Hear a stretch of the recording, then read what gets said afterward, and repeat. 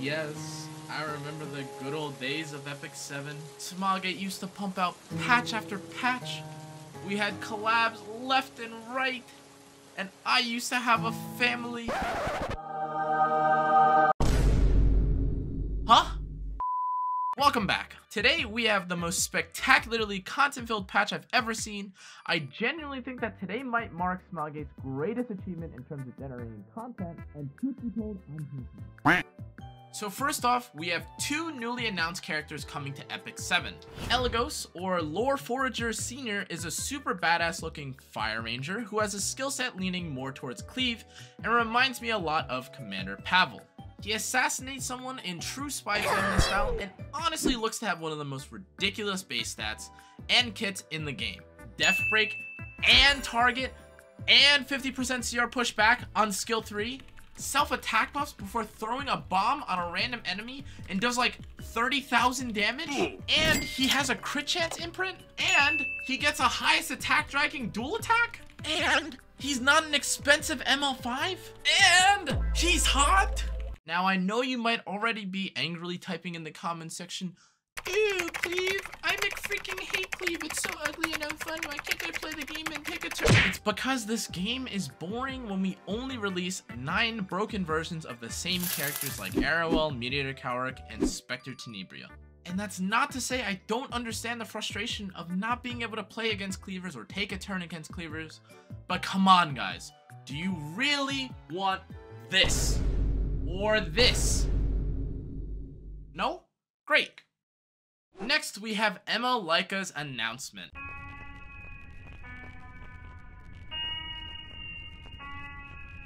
Now, of course, it would have been great to see what the character's kit looks like or anything remotely indicating what kind of unit or playstyle she would have. But of course, what we all secretly wanted was to wait another 2 weeks before we could find out. But for any of you who didn't catch it or know, we'll see her kit in preview on the 29th.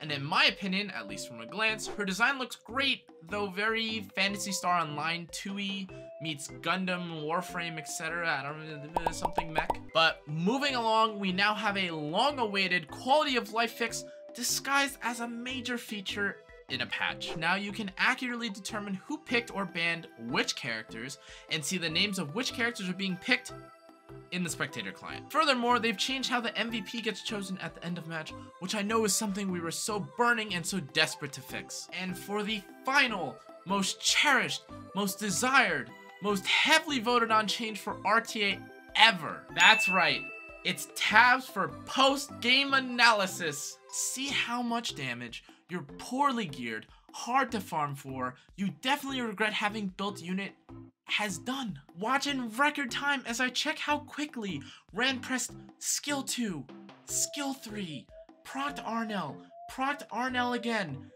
and killed each of my units, all before I took a turn. Not enough? We can now see how many debuffs you inflicted on an enemy team, so enjoy seeing 0 on your screen when you're trying to debuff the enemy team, and 7 digits when the enemy tries to debuff you. On a serious note, I'm sure they're just making this change for the E7 World Championship, and it's nice to have clarity for some stats when people want or need it. And now, for the moment we've all been waiting for! Ta-da!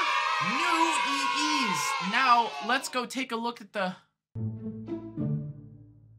Okay, well, passing over on whatever the fuck happened to the third character. These EEs are okay, not great, not bad. Sinful Angelica getting an EE is kind of out of left field considering we all have her permanently positioned to get beat up by Wyvern, but giving her 10 speed now makes her 124 speed. Now the third EE is for everyone continuing to sacrifice their Sinful Angelica to PvE, but the first option is just Sasha Thanes, which can be really useful for people trying to go fast, CR push, cut, etc, etc. The second could maybe be used for a slower Sinful Angelica where you can use her more as a traditional Soul Weaver, but who in the...